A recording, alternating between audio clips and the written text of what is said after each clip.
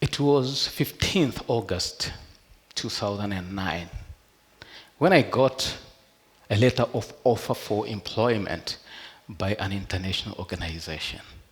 And it was after a long wait because I did my interview in 2008. And the offer came in 2009. I was excited.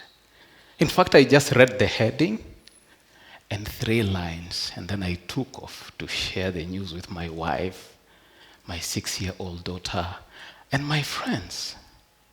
And when that excitement kind of died down, I came back and I read the rest of the letter, and my heart skipped a beat. I was shocked because that offer was subject to medical checkup. Raise your hand if you have done a medical checkup before. You're doing pretty good. My first medical checkup was when I was 42 years old. In fact, that was the first. So when the tests were done, the results were out, and the doctor went through the list. Spleen, normal. Liver, normal. Pancreas, normal. Gallbladder, excellent. Blood pressure, good.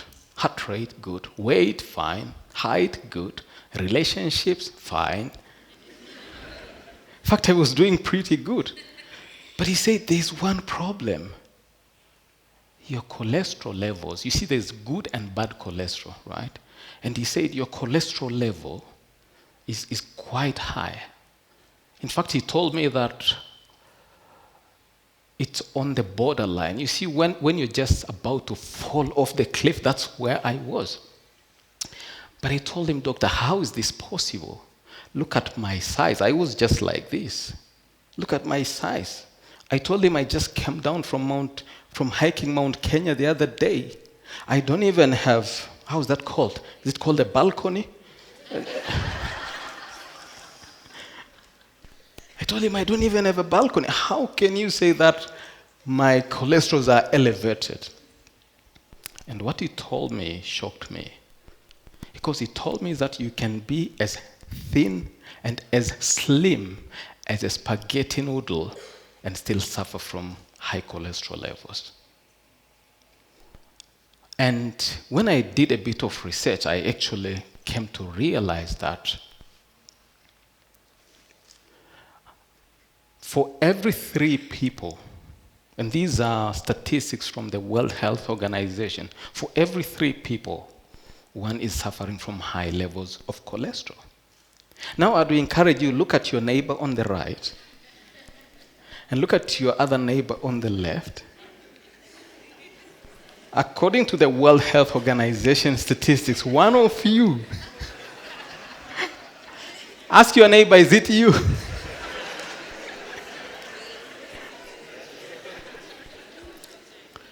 So my levels were elevated.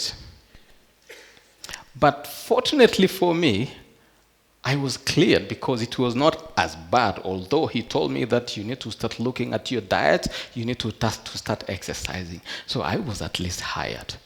So that was 2009. 2010, I did another test. And my levels were not doing any better. You could see here, I don't know if you can see. And then 2011, it was still higher. 2012, 2013, it was still the same. Now, there is what we call a reference level. You can see that it's 2.9 to 5.2. And I was always above 5.1. So that's what the doctor was talking about, that I was on the borderline. Then in 2014, January, I moved to Kenya. I was living and working in Tunisia then. I moved to Kenya.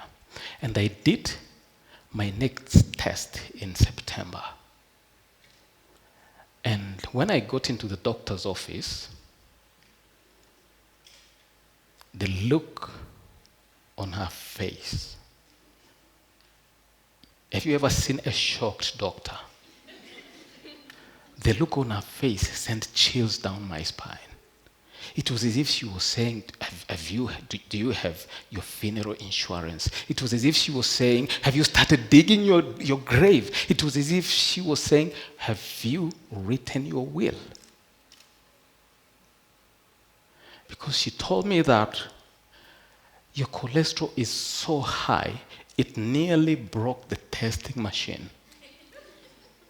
So you can see that the reference level is 2.9 to 5.2. I was on 6.4. So if you had a weighing scale that can only weigh 100 kilos, I was on 120 as an example. That bad. And I told him, doctor, I've been hearing about these stories of high levels. Can you just explain to me in simple layman's language, what is the problem with having high levels of cholesterol? Is it that my wife and I will not be able to make more babies? Is it that I will not live long enough to see my grandchildren? And she said, no, that's actually not the case. And she went on and explained to me that imagine that you have a galvanized water pipe that has been transporting water for centuries. And after that, some time, that pipe will develop rust, like what you see on the right. It will start getting clogged. It can break, it can burst, and it will start leaking water. And she went on and explained that a normal artery is what you see on the left side, and a mild is what you see in the middle. But the one on the far right, that's where I was. And she went on and explained that your blood vessels become smaller and smaller and smaller. And she went on and said, you will end up probably with a stroke or with heart attack or with chest pain. And she went on and said, you might also end up with impotence. Men in the room, did you hear that? And when I heard that, I said, excuse me, doctor, please help me. I'll do anything. Please help me.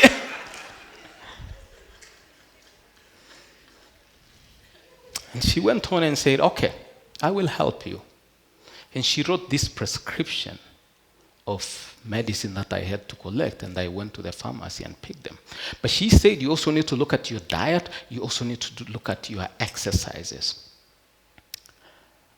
And I said, fine. But she told me that for you, before you start your diet and exercise program, you need to go see a dietitian. And I went and met the dietitian. Her name is Dorcas. And I told her, okay, I've been asked to come see you. And she said, before we start or I say anything, you need to go and bring your wife. When they start calling your spouse, it's kind of serious.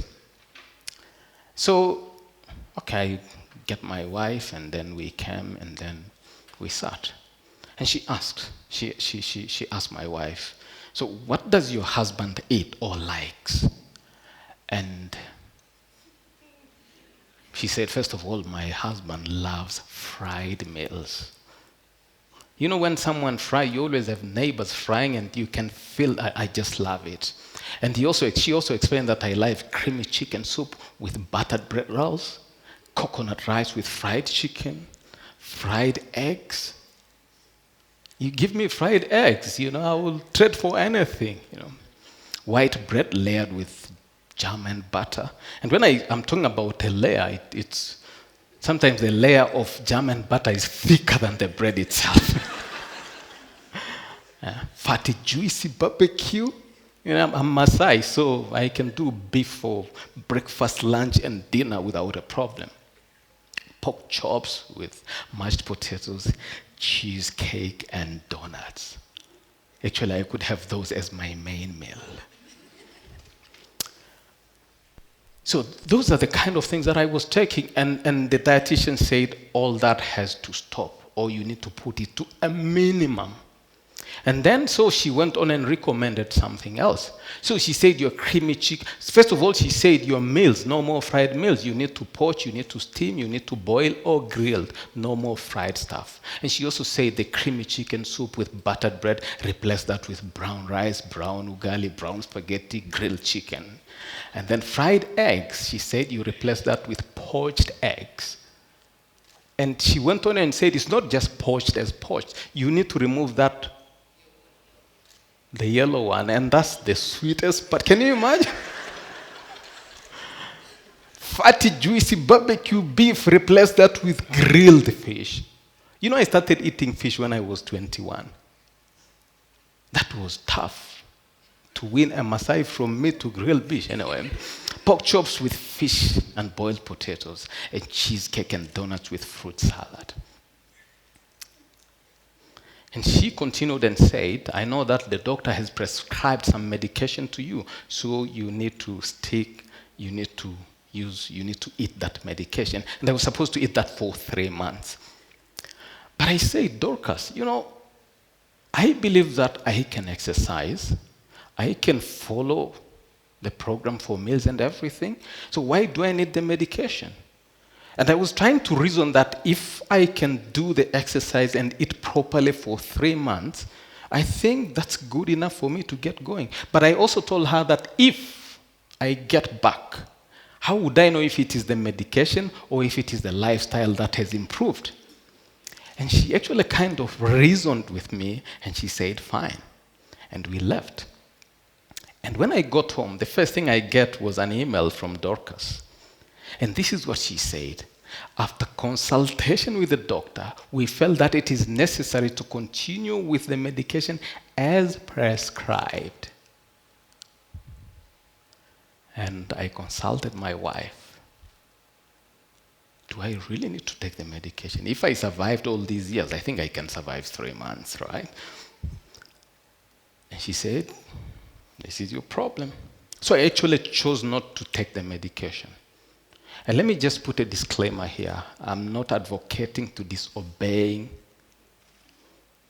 the prescription of a doctor. But that's what I felt I should do. So I started planning for my exercise program. And I looked at my calendar. I realized that I would not be able to exercise in the morning because I leave the house at 5:30 in the morning to catch up with the traffic. Lunch, I have crazy working days. That was out of question. And then for evenings, it was next to impossible because I would have worked hard the whole day. I would come home tired, and also I needed to have a bit of time with the family. So that was not possible. So the only time that was available for me was 4 a.m. in the morning. So actually, if you'd come at 4 a.m. in the morning, you'd find me doing my push-ups.